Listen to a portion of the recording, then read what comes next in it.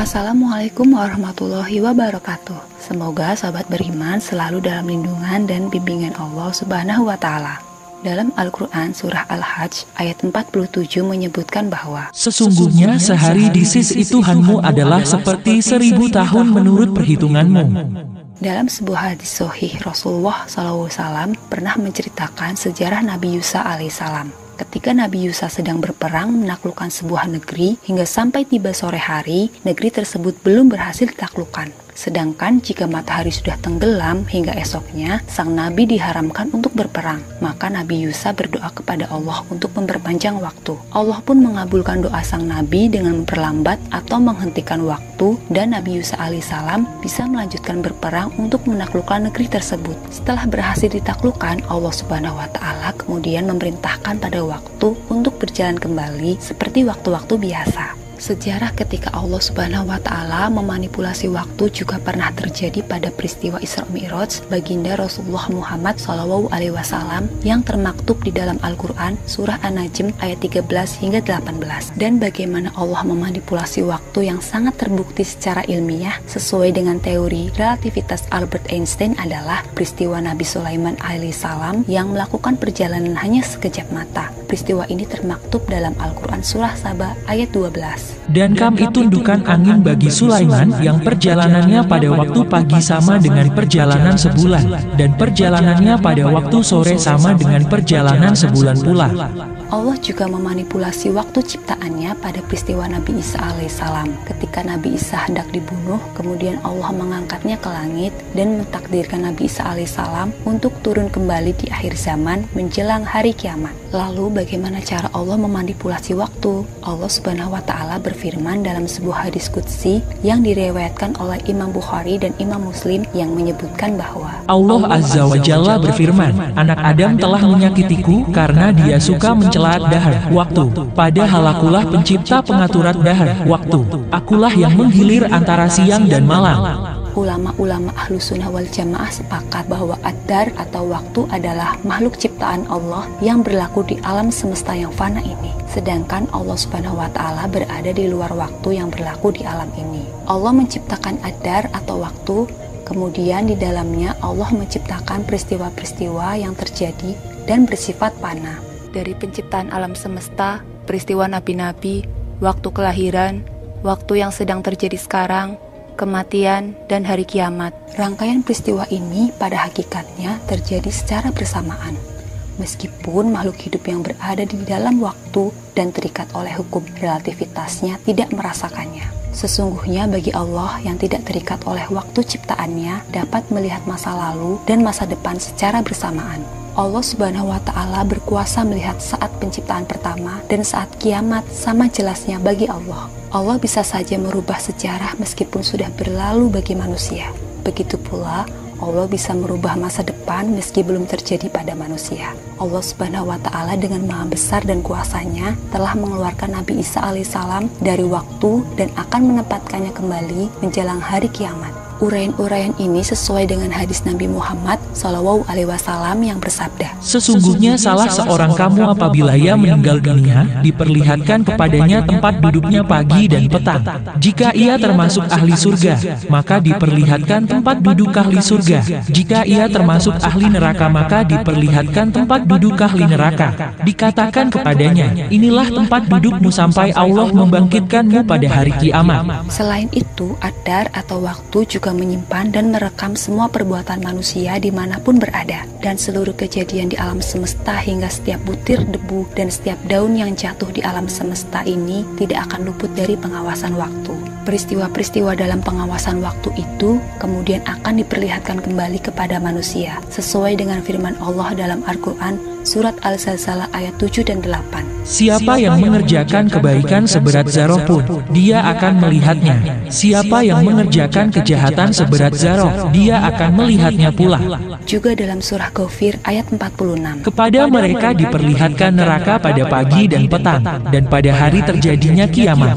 yang diperkuat oleh sabda Rasulullah SAW bahwa tidaklah ada seorang dari kalian melainkan akan diajak bicara Rob-nya pada hari kiamat yang tidak ada penerjemah antara keduanya. Dia melihat ke sisi paling membawa berkahnya, dia tidak melihat apapun kecuali sesuatu yang telah diperbuat. Lalu dia melihat ke sisi kirinya, dia tidak melihat apapun selain sesuatu yang telah diperbuat. Lalu dia melihat ke arah depannya, lalu neraka menyambutnya. Sebagai manusia ciptaan Allah yang selalu berada dalam pengawasan dan rekaman waktu, sudah sepatutnya kita menjaga diri dari perbuatan buruk dan perbuatan-perbuatan maksiat yang mengandung dosa. Rasulullah SAW berwasiat kepada kita, bertakwalah kepada Allah dimanapun engkau berada, dan hendaknya iringi perbuatan buruk dengan melakukan kebaikan yang dapat menghapusnya, serta bergaulah dengan orang lain dengan akhlak yang baik.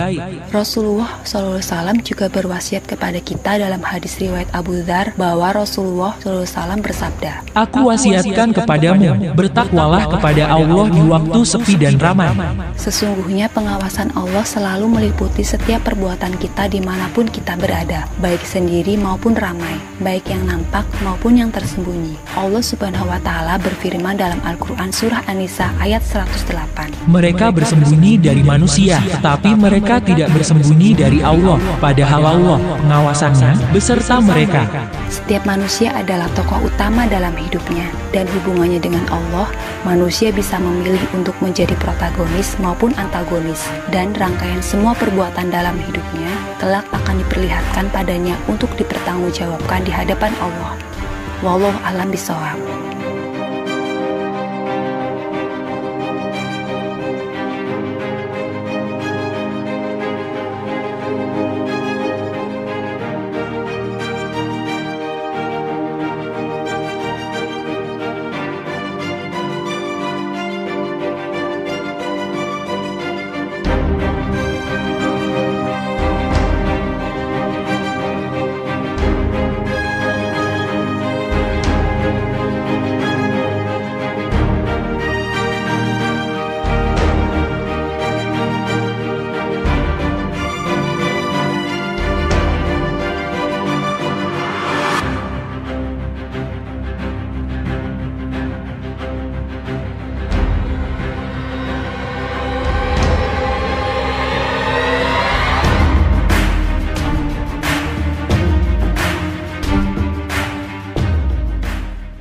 Time travel atau perjalanan waktu adalah sebuah konsep berjalan maju atau mundur dan juga melompat dari satu titik ke titik yang berbeda dalam waktu.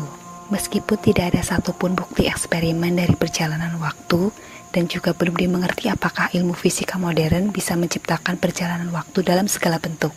Namun begitu, teori fisika modern belakangan ini memungkinkan melipat waktu untuk meloncat dari suatu titik ke titik lainnya. Teori perjalanan waktu yang paling populer dikemukakan oleh Albert Einstein dengan teori relativitas umum dan relativitas khusus. Einstein menjelaskan bahwa waktu ditentukan oleh massa dan kecepatan. Menurut para ilmuwan NASA, dalam konteks teori relativitas Einstein bahwa wormhole atau lubang cacing untuk memanipulasi waktu bisa diciptakan dengan membengkokkan ruang dan waktu yang efektif dengan menciptakan massa dan energi dalam jumlah yang sangat besar dan harus dipertahankan secara konsisten. Tujuannya agar materi bahkan hingga manusia bisa melintasi lubang cacing itu dan melakukan perjalanan waktu. Namun, agar lubang cacing itu dapat dilintasi oleh manusia, dibutuhkan kalibrasi fluktuasi massa dan energi yang sangat besar dan rumit. Menurut Einstein, ruang dan waktu sebenarnya saling terhubung. Semakin cepat manusia bergerak, semakin lambat waktu yang bekerja padanya. Teori perjalanan waktu yang kedua dikemukakan oleh astronom Frank Tipler dengan teori infinite cylinder yang berisi mekanisme materi dengan massa 10 kali massa matahari digulung menjadi silinder yang sangat panjang dan padat. Setelah diputar selama miliaran putaran per detik, pesawat yang berada di dekatnya bisa mengikuti spiral di sekeliling silinder dengan sangat presisi. Jika berhasil, pesawat yang berfungsi sebagai mesin waktu tersebut akan membelokkan ruang dan waktu sampai garis waktu benar-benar berbalik. Sayangnya, ada banyak hal yang membatasi teori ini. Salah satunya adalah silinder tersebut harus memiliki panjang yang tidak terbatas agar perjalanan waktu bisa dilakukan. Teori lainnya adalah teori benang kosmis yang dikemukakan oleh Stephen Hawking. Teori yang membutuhkan benang energi sempit yang membentang di sepanjang alam semesta. Menurutnya, area tipis di sepanjang alam semesta ini mengandung massa dalam jumlah yang sangat besar dan mampu membelokkan ruang dan waktu di sekitarnya. Benang kosmis ini tidak memiliki batas atau berada di dalam lingkaran sehingga tidak memiliki ujung. Dua benang yang paralel satu sama lain jika mendekat akan membelokkan ruang dan waktu. Dan menurut Hawking, konfigurasi ini memungkinkan terjadinya perjalanan waktu. Konsep perjalanan waktu yang sudah dijelaskan tadi tentu saja masih sebatas teori dan belum bisa diwujudkan. Bahkan banyak ilmuwan menolak teori-teori tersebut dan mengatakan bahwa perjalanan waktu tidak mungkin dilakukan dengan metode apapun. Dosen fisika dari Chapman University, Jeff Tolakson, mengatakan bepergian mendekati kecepatan cahaya bisa berbahaya bagi makhluk fisik seperti manusia. Membelokkan ruang dan waktu dengan massa yang sangat besar juga bisa mematikan. Untuk mengalami pembelokan waktu, sama saja hidup di dalam inti matahari, dan kekuatannya pasti akan mencabik-cabik materi dan tubuh fisik manusia. Stephen Hawking sendiri, meskipun setuju dengan teori perjalanan waktu, di paragraf akhir dalam papernya mengatakan, sepertinya hukum fisika bersekongkol untuk mencegah pelanggaran pada hukum sebab akibat. Hukum fisika yang ada, relativitas dan mekanika kuantum, seolah melarang terjadinya perjalanan waktu. Dalam Islam sendiri, konsep perjalanan waktu sesungguhnya bisa dilakukan dan pernah terjadi yang dijelaskan di dalam Al-Quran 1500 tahun yang lalu sebelum Albert Einstein mengemukakan teori relativitas.